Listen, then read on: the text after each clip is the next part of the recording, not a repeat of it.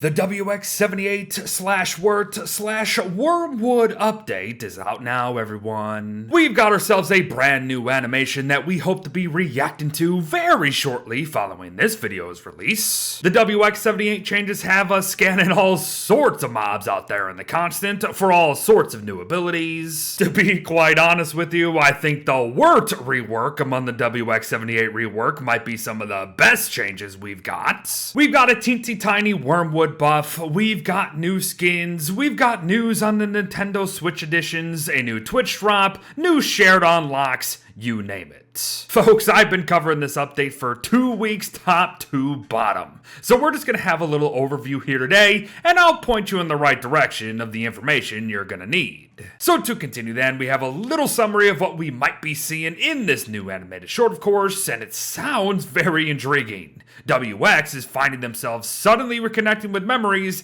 that they hope to keep buried. Oh yes, I'm excited. But if you've been one avoiding some beta content videos waiting for the full release, you're probably really excited to finally get these WX78 updates. Our automaton friend can now create circuits that can be installed to unlock special abilities, aka chassis upgrades, and nowadays there's 16 plus of the suckers. We learn how to construct these circuits by scanning various mobs in the constant, and some circuits have very specific scans, mind you. And in the process of doing so, we also collect stuff called biodata, which is simply just used to help create some of these circuits alongside a lot of the materials gained from the very same organics that you just scanned.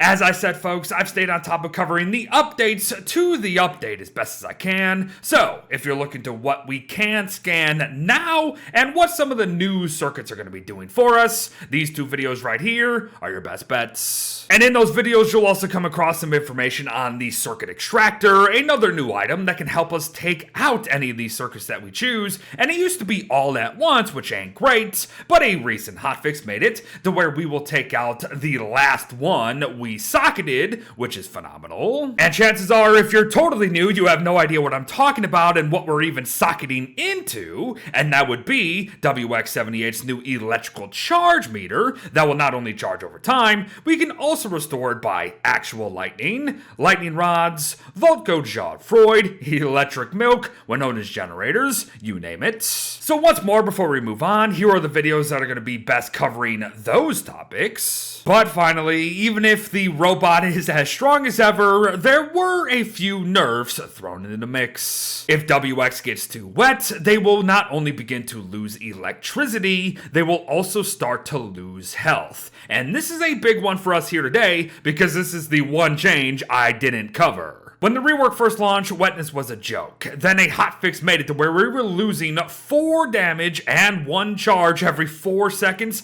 if we were barely above like 15 wetness. And now, after an even more recent hotfix, it all depends on how wet they are. Now, I'm surprised Clay didn't say this because it is quite the change. It's still above 15 wetness where any of this is going to be happening, but now damage comes every 5 ticks instead of 4. Not only that, come the lower side of wetness, we're only taking about 3 damage, maybe a little bit more here and there every 5 seconds. Mid wetness is shockingly still pretty low at about 4, maybe low 5s. But get really wet, like 60 and above, you'll eventually start taking close to 9 or 10 damage every 5 seconds. However, the high wetness damage also has a high damage drop off, meaning you reach 70, you're only going to be taking roughly 6 damage every 5 seconds. Folks, it's wetness. You can counter it very, very easily. Just make sure the WXs have rain gear, you're good to go.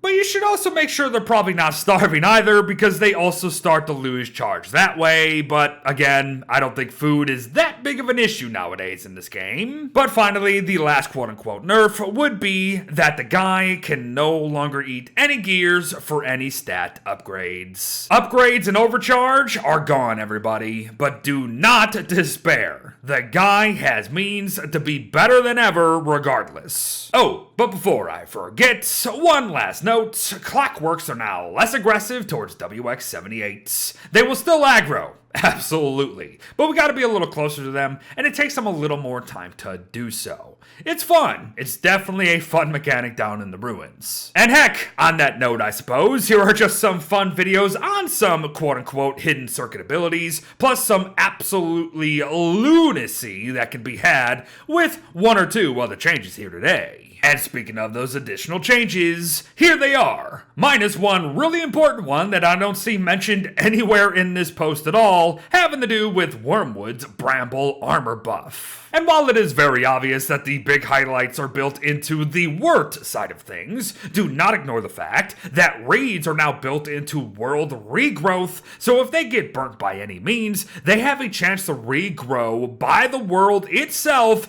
during springtime. That's huge. They finally cemented Wurt's hate for flowers, so if she wears a garland, she's actually gonna lose sanity, but because of it, they cemented her love for some slimy stuff, like the sea wreath and or the milkmaid hat, which is not listed here. She wears those, they actually gain sanity. Wurt is now casually the only character in the entire game that cannot be disarmed whatsoever, be it Muskus, Berger, or Wetness, which is absolutely insane. The Clever Disguise got a massive durability buff, but trust me, that is not all. Combined with an upcoming bullet point, the Clever Disguise is now amazing for a lot of characters out there. Clay helped all of our lost Merm followers find their way home now after they're not following us. We can now feed one Merm, and up to 3 nearby will also gain some loyalty to help make gaining armies a heck of a lot easier, sort of like Weber's spiders. A funny little change here would be if you do have Merms following ya and you murder a fish, they will be absolutely disgusted, and I do mean literally, and they will run away with no loyalty. They made follower Merms better at reacting whether they get hit and or the player. They made it to where they will stay near the player more often, and they also made it where Merms just straight up won't take any damage from kelp or durians, just like Wurt herself. But here's that really neat bullet point, everyone, that can go with the Clever Disguise, because Merms are also no longer aggressive towards frogs, and vice versa.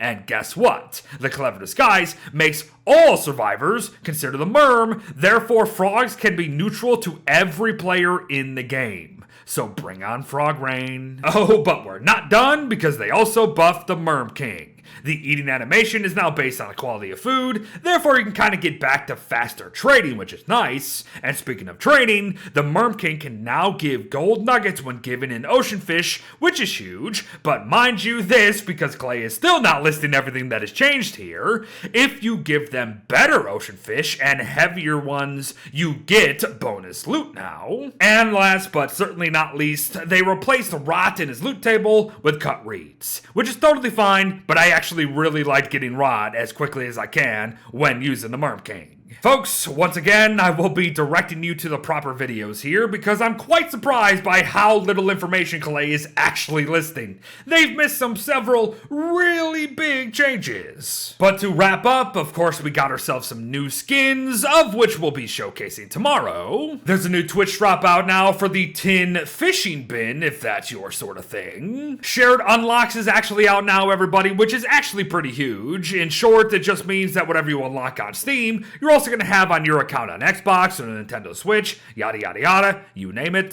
There's some note for Switch players if you want to read this post yourself. There's some points, as we always get, and honestly, that's it, because they haven't actually teased the next update yet, unless of course they put it in the code somewhere, which Clay is known to do.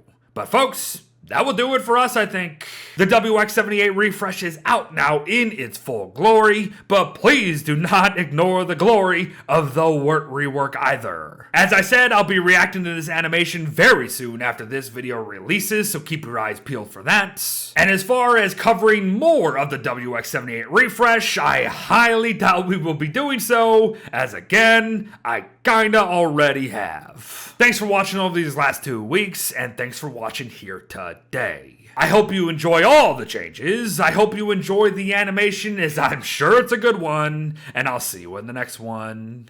Bye-bye.